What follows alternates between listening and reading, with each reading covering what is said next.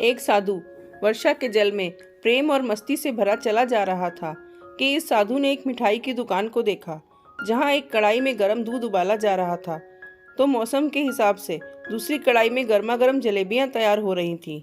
साधु कुछ क्षणों के लिए वहां रुक गया। शायद उसे भूख का एहसास हो रहा था या मौसम का असर था। साधु हलवाई की भट्टी को बड़े गौर से देखने लगा। साधु कुछ खाना चाहता था लेकिन साधु की जेब ही नहीं थी तो पैसे भला कहाँ से होते। साधु कुछ पल भट्टी से हाथ सेकने के बाद चला ही जाना चाहता था कि नेक दिल हलवाई से रहा न गया और एक प्याला गरम दूध और कुछ जलेबियां साधु को दे दी। मलंग ने गरम जलेबियां गरम दूध के साथ खाईं और फिर हाथों को ऊपर की ओर उठाकर हलवाई के लिए प्रार्थना की और फिर आगे चल दिया। साधु बाबा का पेट भर चुका था।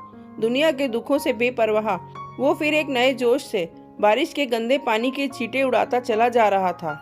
वो इस बात से बेखबर था कि एक युवा नवविवाहित जोड़ा भी वर्षा के जल से बचता बचाता उसके पीछे चला आ रहा है। एक बार इस मस्त साधु ने बारिश के गंदे पानी में जोर से लात मारी। बारिश का पानी उड़ता हुआ सीधा पीछे आने वाली युवती के कपड़ों को भिगो गया। उस औरत के कीमती कपड़े कीचड़ से लथपथ हो गए। उसके युवा पति से ये बात बर्दाश्त नहीं हुई, इसलिए वो आस्तीन चढ़ाकर आगे बढ़ा और साधु के कपड़ों को पकड़कर कहने लगा, अंधा है, तुझको नजर नहीं आता? तेरी इस हरकत की वजह से मेरी पत्नी के कपड़े गीले हो गए हैं और कीचड़ से भर गए हैं। साधु हक्का बक्का सा खड़ा था, जबकि इस युवा को साधु का चुप रहना नाखुशगवार गुजर रहा था। महिला ने आगे बढ़कर युवा के हाथों से साधु को छुड़ाना भी चाहा, लेकिन युवा की आंखों से निकलती नफरत की चिंगारी देखकर वो भी फिर पीछे खिसकने पर मजबूर हो गई। राह चलते राहगीर भी उदासीनता से ये सब दृश्य देख रहे थे, लेकिन युवा के गुस्से को देखकर किसी में इतनी हिम्मत नहीं हुई कि उसे रोक पाते और आखिर जवानी के नशे में चूर इस युवक ने एक जोरदार थप्पड़ साधु के चेहरे पर जड़ दिया। बूढ़ा मलंग थप्पड़ की ताब न झेलता हुआ लड़खड़ाता हुआ कीचड़ में जा पड़ा। युवक ने जब साधु को नीचे गिरता देखा तो मुस्कुराते हुए वहां से चल दिया। बूढ़े साधु ने आकाश की ओर देखा और उसके होठों से निकला, वह मेरे भगवान, कभी गरम दूध जलेबियां और कभी गरम थप्पड़, लेकिन जो तू चाहे मुझे वही पसंद है। ये कहता हुआ वो एक बार फिर अपने रास्ते पर चल दिया। दूसरी ओर वो युवा जोड़ा अपनी मस्ती को समर्पित अपनी मंजिल की ओर अग्रसर हो गया। थोड़ी ही दूर चलने के बाद वे एक मकान के सामने पहुंचकर रुक गए। वो अपने घर पहुंच गए थे।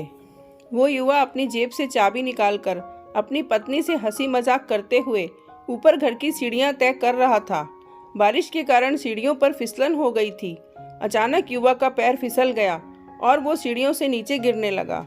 महिला बहुत जोर से शोर मचाकर लोगों का ध्यान अपने पति की ओर आकर्षित करने लगी, जिसकी वजह से काफी लोग तुरंत सहायता के लिए युवा की ओर लपके, लेकिन देर हो चुकी थी।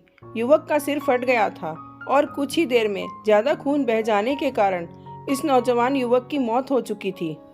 कुछ लोगों ने दूर से आते हुए साधु बाबा को देखा तो आपस में कानाफूसी होने लगी कि निश्चित रूप से इस साधु बाबा ने थप्पड़ खाकर युवक को श्राप दिया है, अन्यथा ऐसे नौजवान युवक का केवल सीढ़ियों से गिरकर मर जाना बड़े अचंभे की बात लगती है।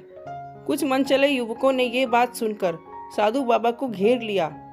एक युवा कहने लगा कि आप कैसे भगवान के भक्त हैं जो केवल एक थप्पड़ के कारण युवक को श्राप दे बैठे। भगवान के भक्त में रोष व गुस्सा हरगिज नहीं होता। आप तो जरा सी असुविधा पर भी धैर्य ना कर सके। साधु बाबा कहने लगा, भगवान की कसम, मैंने इस युवा को श्राप नहीं दिया। अगर आपने श्राप नहीं दिया तो ऐसा नौजवान युवा सीढ़ियों से गिरकर कैसे मर गया? तब साधु बाबा ने दर्शकों से एक अनोखा सवाल किया कि आप में से कोई इस सब घटना का चश्मदीद गवाह मौजूद है? एक युवक ने आगे बढ़कर कहा, हाँ, मैं इस सब घटना का चश्मदीद गवाह हूँ। साधु ने अगला सवाल किया, मेरे कदमों से जो कीचड़ उछला था, क्या उसने युवा के कपड़ों को दागी किया था? युवा बोला, नहीं, लेकिन महिला के कपड़े जरूर खराब हुए थे। मलंग ने युवा की बाहों को थामते हुए पूछा, फिर युवक ने मुझे क्यों मारा? युवा कहने लगा, क्योंकि वो युवा इस महिला का प्रेमी था और ये बर्दाश्त नहीं कर सका कि कोई उसके प्रेमी के कपड़ों को गंदा करे, इसलिए उस युवक ने आपको मारा। युवा की बात सुनकर साधु बाबा ने एक जोरदार ठहाका बुलंद किया और ये कहता हुआ वहां से विदा हो गया। भगवान की कसम, मैंने श्राप कभी किसी को नहीं दिया, लेकिन कोई है जो मुझसे प्रेम करता है। अगर उसका यार ये सहन नहीं कर सका तो मेरे यार को कैसे बर्दाश्त होगा कि कोई मुझे मारे। और वो इतना शक्तिशाली है कि दुनिया का बड़े से बड़ा राजा भी उसकी लाठी से डरता है। उससे भी मेरी बेइज्जती बर्दाश्त नहीं हुई। मेरा प्रेमी है मेरा परमात्मा।